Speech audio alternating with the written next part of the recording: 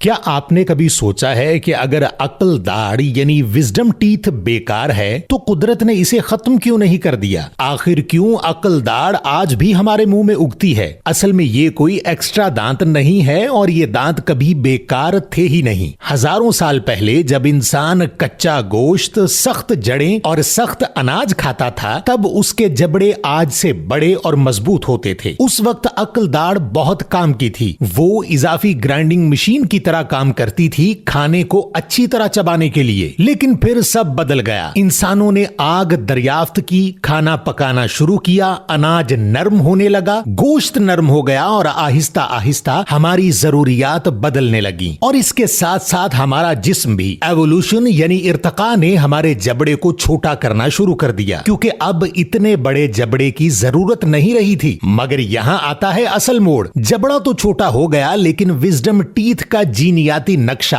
अब भी हमारे डीएनए में मौजूद है। हकीकत यह है कि एवोल्यूशन एक बहुत सुस्त अमल है। ये रातों रात किसी चीज को खत्म नहीं करता। अगर कोई उज़्व बका के लिए बड़ा मसला ना बने तो नेचर इसे फौरन नहीं हटाती। और एक दिलचस्प बात यही है कि अक्ल दाढ़ का असल में अक्ल या जहानत से कोई ताल्लुक है ही नहीं। इसे ये नाम सिर्फ इसलिए दिया गया है क्योंकि ये दांत अमूमन 17 से 25 साल की उम्र में निकलना शुरू करता है। यानी वो वक्त जब इंसान को बालिग और समझदार समझना शुरू किया जाता है। हकीकत में ये सिर्फ एक दांत है, दिमाग या जहानत से इसका कोई ताल्लुक नहीं। मजीद हकीकत ये है कि हर किसी की अक्ल दाढ़ मसला नहीं बनती। कुछ लोगों में ये बिल्कुल दुरुस्त जगह पर निकलती है और बगैर दर्द के अपना काम करती है, जबकि कई लोगों के मुंह में जगह कम होने की वजह से ये फंस जाती है, टेढ़ी निकलती है या दूसरे दांतों को धक्का देती है जिसकी वजह से दर्द होता है और यहीं से मसाइल शुरू होते हैं। और सबसे हैरान कुन बात यह है कि आज दुनिया में कुछ लोग ऐसे भी हैं जिनमें अक्ल दाढ़ उगती ही नहीं। इसका मतलब यह है कि एवोल्यूशन यानी इर्तका